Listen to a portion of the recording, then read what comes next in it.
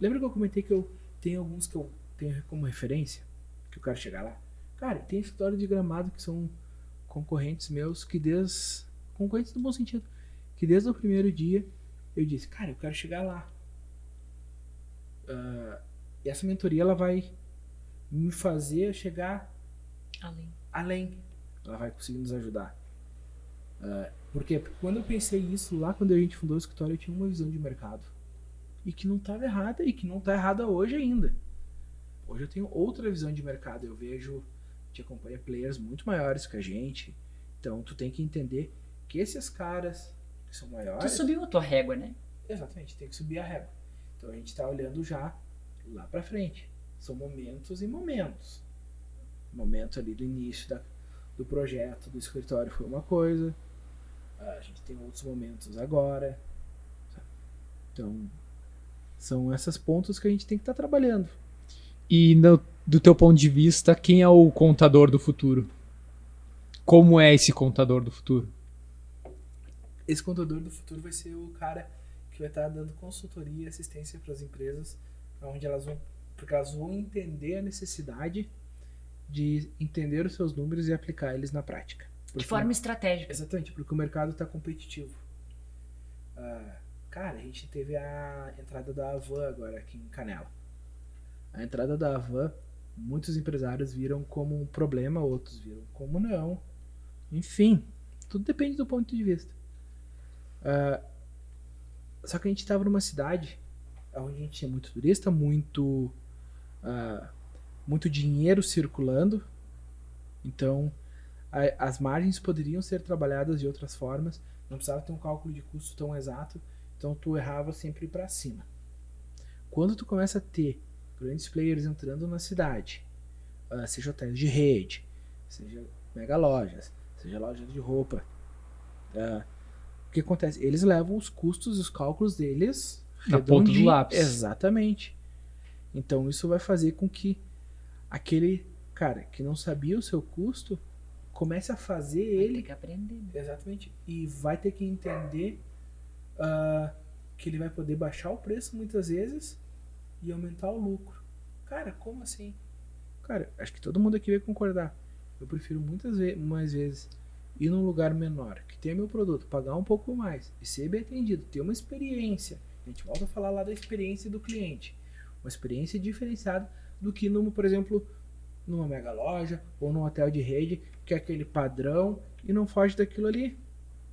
São experiências diferentes, né? Exatamente. Uma tu tem a experiência, de repente, da comodidade, do autoatendimento, autosserviço, e no outro tu tem a experiência do atendimento personalizado, entre pessoas, onde a pessoa tá te acompanhando. Então tem espaço para todo mundo. Tem, vou dar um Nada exemplo. impede, né, de que tu tenha as duas experiências e escolha em qual momento tu quer cada uma delas, né? Mas eu ia falar agora. A gente pega, por exemplo, tapete. A Van vende tapete e outras lojas vendem tapete. Cara, só que a Van não vai me deixar ir lá na loja dela. Ô, dona Van, me empresta seu tapete que eu queria levar lá em casa, ver como é que fica. Não. Mas agora, a loja de tapetes que tem aqui no centro, cara, vamos fazer o seguinte. Eu te levo uns 2 6 tapetes, a gente bota lá. Se tu gostar, tu fica. Cara, esse cara vai ter uma venda certa. Uhum. Ele vai ter um gastinho a mais de botar o tapete no carro? Vai, com certeza. Mas a venda dele é certa, a satisfação do cliente dele é certa. E também tem um espaço para aquele tapete. Tu precisa botar um tapete. Um capachinho comum. Exato. Que eu quero, baratinho, sei lá. Exatamente, eu preciso de um outro tapete. Uma passadeira. Mas o sucesso de qualquer uma dessas estratégias passa por entender o necessidade do número, cliente e os números que eles estão os trabalhando. números com que tu trabalha na tua empresa, né? Exatamente. Para te ter a margem certa, no momento certo também, porque não adianta só ter uma margem única e vou dar um desconto lá na frente. Não, tu tem que entender tua margem para te poder trabalhar ela conforme a sazonalidade também. Porque é na tua margem que tu vai estar trabalhando os valores de desconto. O desconto ele não sai de nenhum outro lugar. Ele sai da tua margem de lucro líquida. Então, ponto. E eu tenho que ter uma margem mais gorda agora para poder queimar no futuro, no momento promocional, por exemplo. Exatamente. No momento promocional. Ou tu vai ter um produto que tu vai ter prejuízo sim, que daí tu vai usar uma técnica de boi de piranha para tracionar os outros. supermercado, por exemplo. Esses dias eu estava escutando uma entrevista do presidente da Agas falando sobre a questão da carne, do preço da carne. Inclusive até agora liberou novamente as exportações da China, a tendência é aumentar. Então ele estava falando... De novo? Exatamente. Ele falando que 50% dos itens do mercado estão ligados diretamente à carne. Por isso que sempre açougue é fundo de mercado. Não diretamente, né? Mas é porque a carne tem aquela margem para sustentar outros produtos. Ou outros produtos não têm margem e aí precisa ter no Tu produto. tira a margem da carne porque ela te leva outros 50%. Vamos lá, tu vai fazer um churrasco, tá? Aí tu vai fazer churrasco pra galera. E tu viu que tem promoção lá no Mercado X de costela a R$ 29,90. Tá? E todos os outros lugares tá 35. Tu vai Onde? lá. Não sei. Não, é um exemplo. Desculpa. Aí tu vai lá. Cara, só que daí tu vai pagar R$ 29,90 na costela, só que daí tu vai ter que levar o carvão, que é 50 centavos mais caro que no outro lugar. Aí tu vai levar a cerveja. Aí tu vai levar O pão de alho. Aí tu vai levar o pão de alho. Então são outros 50% do mercado que vão estar ligado, muitas vezes, ao teu churrasco ou à tua compra. Ah, eu vou lá fazer um estrogonofe. Tu comprou a carne, tu vai comprar o creme de leite, tu vai comprar... Mas e o custo de gerenciar tudo isso? Compensa tu não fazer isso aleatoriamente? Cara, compensa se tu leva... hoje os sistemas estão aí exatamente para isso. Tu consegue fazer todo o gerenciamento. Mas importante, lembra que a gente falou? Quanto antes, melhor. Se for desde o início da empresa, ou vai ter um momento que a empresa vai ter que parar, se organizar para fazer isso. Por quê? Porque talvez ela vai conseguir entender a necessidade do seu cliente e o mercado que tu está trabalhando. Então tu vai conseguir ter esses resultados.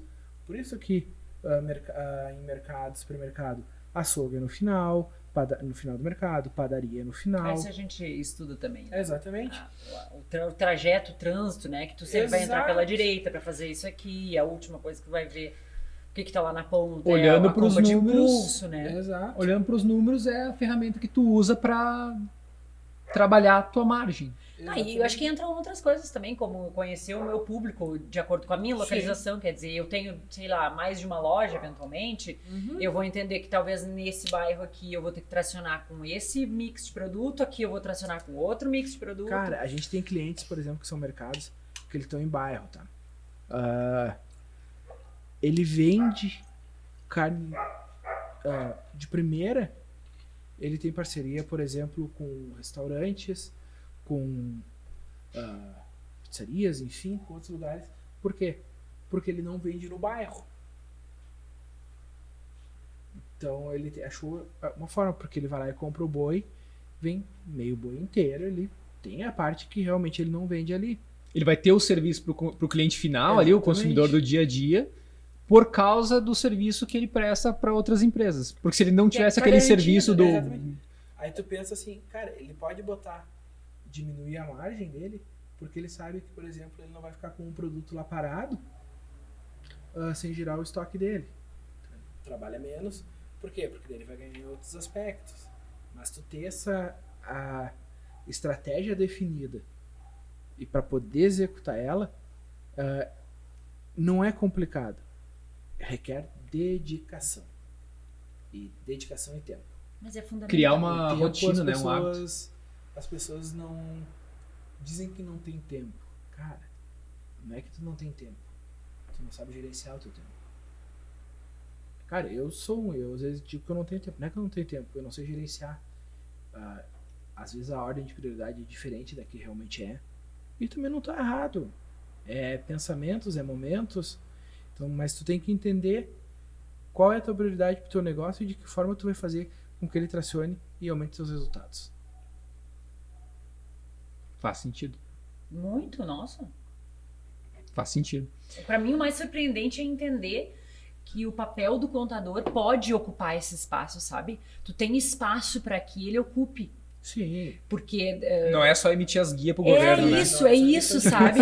Tem muito mais protagonismo e pode ser muito mais estratégico, tem muita inteligência por trás da função do que só a emissão de nota e daqui a pouco o preenchimento de rescisão ou, sei lá, férias coletivas, ou Sim. quaisquer que Não sejam é só as apagar incêndio, né? pré-definições que as pessoas e as empresas até tenham, né, em relação ao papel do profissional, né? Para essas coisas que tu comentou agora, para isso tem o sistema e a automação. Uhum. Porque essas são as coisas que tu não precisa Pensar daqui a pensar. pouco, né? Exatamente. Pensar que eu digo assim com tanta dedicação. Uhum.